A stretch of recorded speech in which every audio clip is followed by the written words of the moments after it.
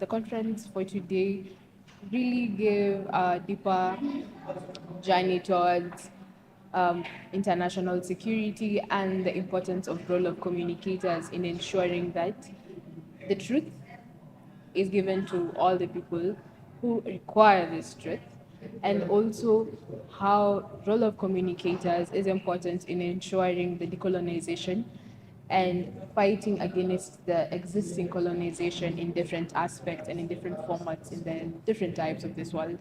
It was such a wonderful event to connect with different people. I had a very good session with the panelists, and also it wouldn't have occurred without the Baco Initiative Group, executive group, as well as different journalists from the Pacifics, from the Asian continent, and as well as from the African continent. I think this conference has opened a new dimension to the level of knowledge that I had before. And it was definitely something that I'll go and research more on it.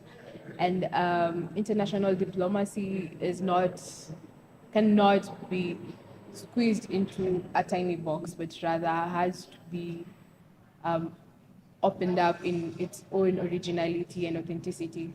Deliberations and resolution, and we've spoken with people that are from far from our continent, that is the Pacific, the Asia, that is the Azerbaijan journalists, and the journalists from the Pacific, and the people of the New Caledonia, where we've learned a lot in terms of their struggle, what they are going through, and what really is to be under a colony of a country in the 20th century. New Caledonia has really struggled, and things are not all that good because the indigenous are still complaining that the national cake is not distributed evenly. And what we are seeing is the French government is suppressing the people of the New Caledonia. And an environmental activist from Kenya, a fossil-free campaigner from the Office of Justice, Peace and Integrity of Education, Franciscan Africa. So today I managed to attend a conference on the role of communication in international relations, where we have discussed a lot from colonization and environmental justice, and also the role of communication in our day-to-day activity. So under colonization, I just realized actually there's some countries which are still colonized. And also on that colonization aspect, we have to come to neo-colonization, where actually we are colonized, but sometimes we assume it. And to this note, we realize some people may come to our lands, buy it because of maybe, I can say, poverty. We sell them for the fast money, and we end up losing our land and resources. And also realize these people also come take our land in the form of making progress or investing in and making employment, of which they just take our land. And sometimes once they are done using their land, they leave it abandoned, and there's no activity can be done on it. In short, economic justice is the idea that the economy would be more successful if it is fairer.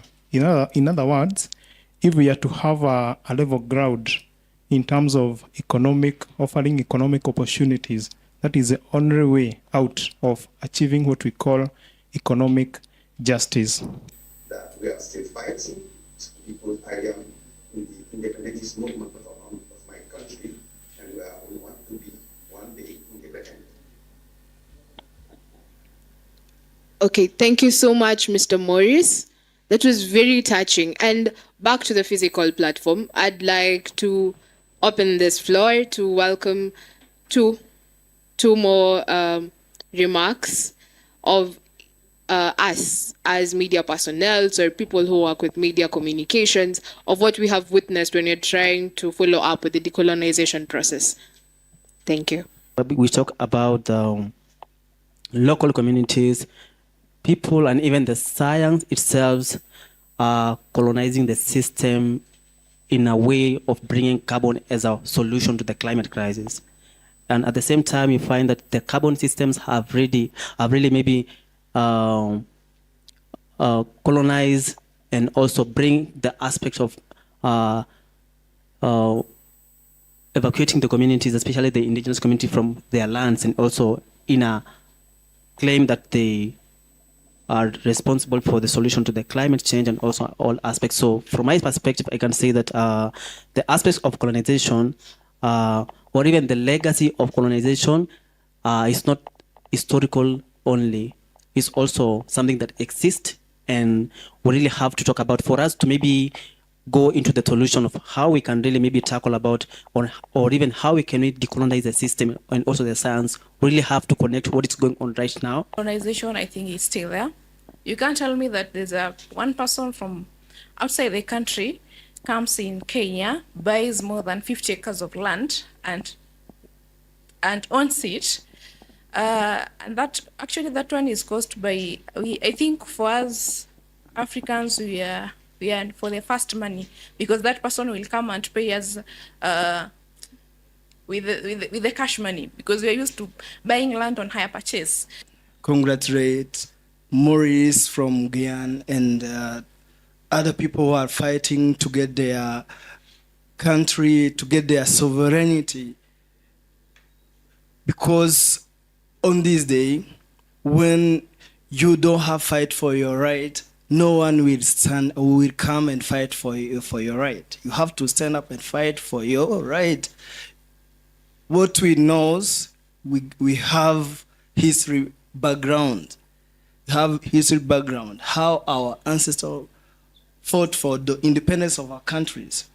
But we are now experiencing other form of colonization.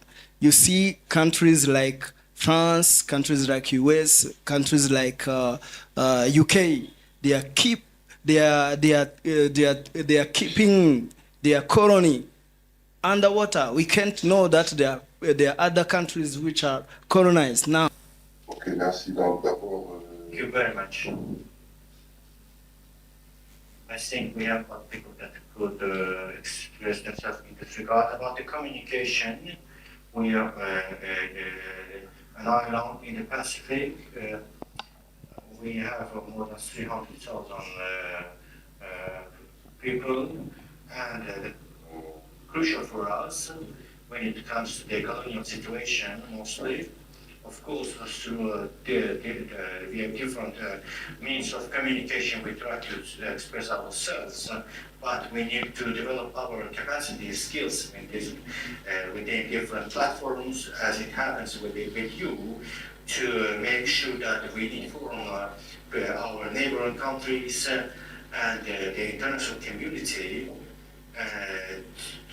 to recall about our existence, and when it comes to the reforms on the nickel resources, for example, we are the first nickel producers in the world, but you have to know that in more than 100 years that France has exploited our nickel resources, and there is no any nickel resource that is staying in New Caledonia, and on the February of 2024, we had the forums on the tax. We had tax reforms about the production, nickel production, and about tax extradition of nickel. And our independence government tries to make sure that the coming generations will be able to leverage from these resources, and we try to stimulate the activities within the communication with an aim that the whole world comes to come together to fight against the same difficulties. We need to have the solidarity about when it comes about the human, social, economic possibilities, cultural possibilities. And I would like to recall to the nickel that the colonized by France since 24 September 1853, and only in 1953 that we had the Kanak parliament members, and it was very difficult for us. And people were killed, kidnapped, families were displaced, and we had the transitional regime, a regime that was close to the apartheid, and we didn't have right to go out at that time. We used to face different negative situations,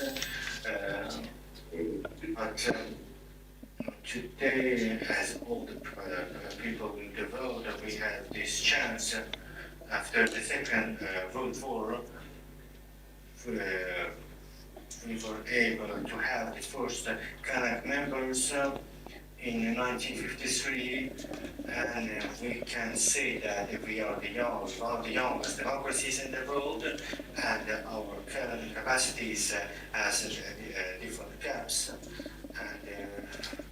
And New Caledonia and New Caledonia and others needs to work together, and we have been impacted negatively as people.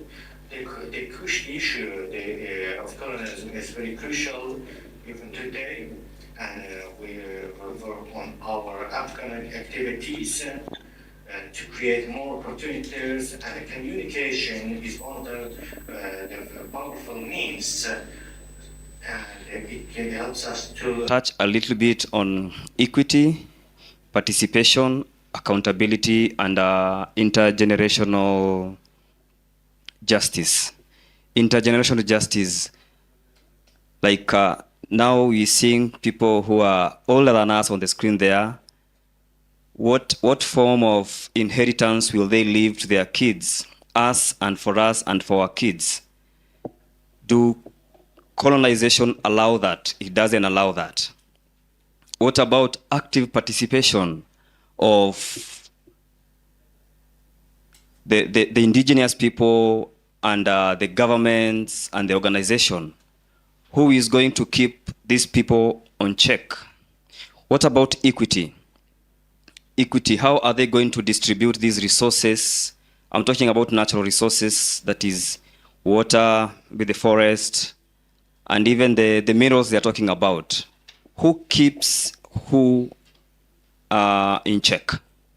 And then the last one is accountability. Who is responsible for what?